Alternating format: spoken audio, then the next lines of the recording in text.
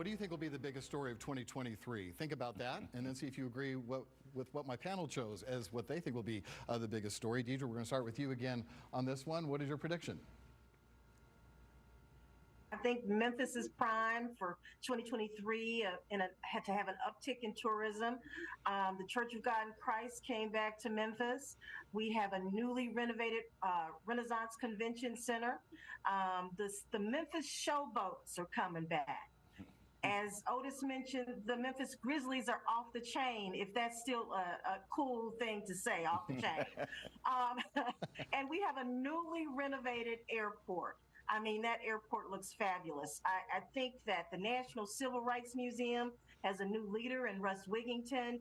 And I read just recently that they're looking at some renovations to the museum. And so I just think we're primed for an uptick in tourism, and I'm excited about it for 2023.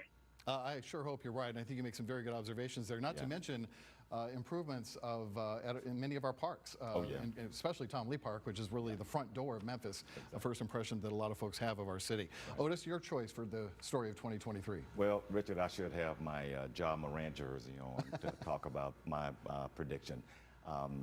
I think the Grizzlies are still going to be a huge story in 2023.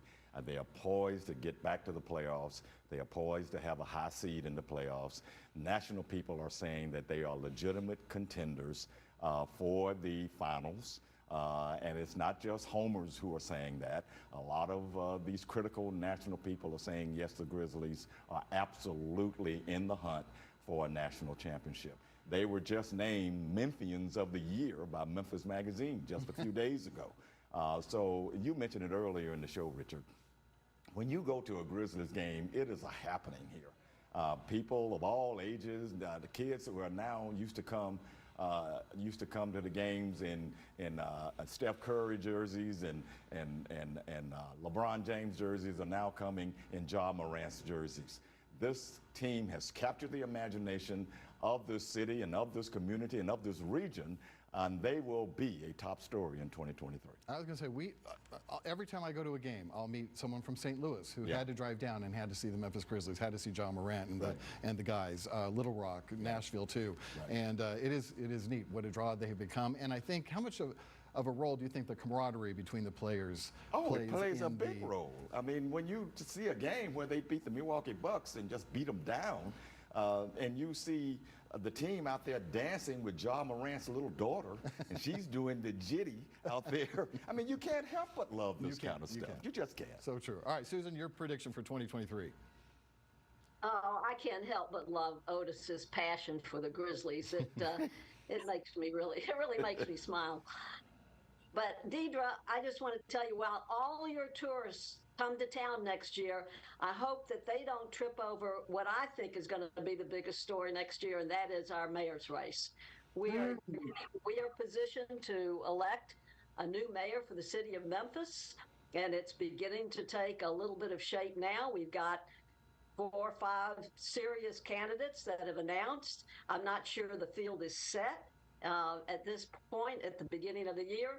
But by the end of this month, I think we'll have a better idea who the players really will be, because they'll have to report the money that they have on hand. But I think we have an exciting future. We've got some good candidates that have announced already. 1 or 2 claim to be the front runner, but it's way too early to tell. And let's see who else jumps in. But I think our mayor's race is gonna be the big story of the year. Now, if you had some guts, though, Susan, you would actually predict who's going to be the next mayor of Memphis. Whoever said I have guts? You're not going to make a prediction, huh? I'm not going to make a prediction because I predicted on this show that somebody wouldn't get in who did get in. So I learned my lesson before about making predictions, but I will predict that the field is not set yet, and there are 1 or 2 others out there still quietly talking about getting in. who could truly make a difference. Okay, very good. My prediction for 2023 was Blue Oval City and the continued huge role it's going to have on the future of this community. We saw it just this week. The Chamber of Commerce came out with the best jobs report we've ever had in terms of number of people employed, and said there's something called the Ford effect. In other words, just as soon as this plant starts to get rolling, a number of suppliers are already eyeing property in and around where the plant is going up, mile marker 38 or 40, wherever that is along I-40, but also maybe choose to locate in Memphis because of our access to rail lines and the airport too. So I do think that's going to continue, and perhaps we'll see more people employed at Blue Oval City than just about any other place other than FedEx when the next couple of years are done. So I agree with that, and that sort of goes to Susan's point, because I think it's critical as to who the next mayor of Memphis is going to be, because that person really needs to take the leadership and tap in to what's happening at Blue Oval City.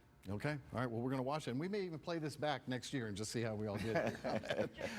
Richard, Really when New Oval City opens, real quick, you're going to see new businesses opening around that Ford plant, and that will spur even more job growth than we get just from the Ford plant. Oh, I totally agree. We need a mayor that believes in economic development. That's all I'm going to say. All right, I'm with you all on that. All right, thanks to everybody on my panel for being here for this fun show. We hope you enjoyed it as well at home. We'll see you next week for ABC24 This Week.